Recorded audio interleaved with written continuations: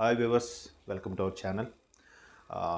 ఇప్పుడు మనం మాట్లాడుకోబోయే టాపిక్ మన సలార్. ఎస్, కట్అవుట్ చూసుకొని కొన్ని నమ్మేయాలి డ్యూడ్ అన్నట్టు సలార్ సినిమా ప్రశాంత్ నీల్ డైరెక్షన్ విషయం పక్కన పెట్టండి, బస్రూడ్ మ్యూజిక్ పక్కన పెట్టండి, బట్ టేకింగ్ ఎలివేషన్ అన్నీ కూడా చూస్తే ప్రభాస్ కోసం ప్రశాంత్ నీల్ స్టోరీ రాసుకున్నారా, అందుకే అంత బాగా చూపించగలిగాడు అనిపించేలా ఉంది కదా. సినిమా స్టోరీ లైన్ అంత బాగాలేకపోయినా, అంత బాగా ఎక్స్ప్లెయిన్ చేయలేకపోయినా, బట్ ప్రభాస్ని చూడడానికి మాత్రం జనాలు తండోపు వెళ్ళిపోతున్నారు, వెళ్ళి వల్ల మళ్ళీ వెళ్తున్నారు. ఎందుకంటే ఆ కటౌట్ అటువంటిది. ప్రభాస్ని ఆ రేంజ్లో చూడాలనుకున్నారు, అలా చూశారు.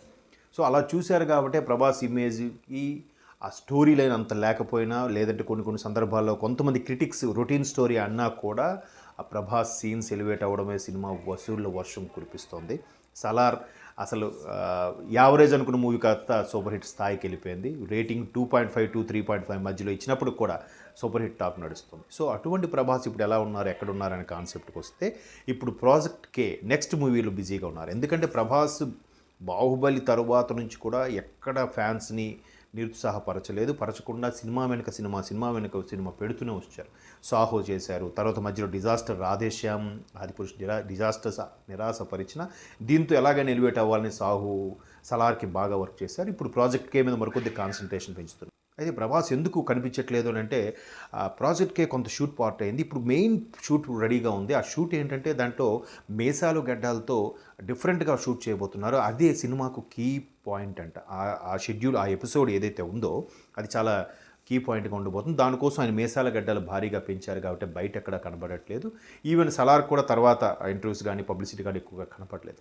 అండ్ మోరోవర్ హనుమాన్ ప్రశాంత్ వర్మ తన ఫ్రెండ్ అయినప్పటికీ ఆ సినిమాని పబ్లిసిటీ చేస్తాను ముందు మాట ఇచ్చిన, ఆ మీసాల గడ్డాలు ఉండడం వల్ల బయటికి రాలేకపోతున్నారు. ఒకవేళ వస్తే స్టోరీ లైన్ లీక్ అవుతుందేమో భయంతోనో, లేదంటే ప్రొడ్యూసర్కి ఇచ్చిన మాట వల్ల, లేదంటే కాన్సెప్ట్ సీక్రెట్గా ఉంచుదాం ఉద్దేశంతో ప్రభాస్ ఎక్కడ బయటికి రావట్లేదు.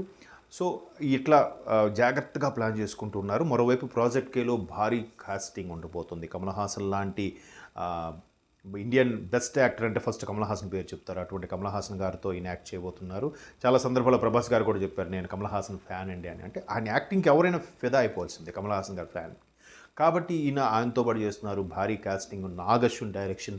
దాని బ్యాక్ బోన్ ఎవరు తెలుసు కదా, వైజయంతు మూవీస్. ఎస్, అశ్విని దత్ గారు బ్యాక్ బోన్గా ఉంటూ ఈ సినిమా ప్రొడ్యూస్ చేయబోతున్నారు, భారీగా రిలీజ్ చేయబోతున్నారు.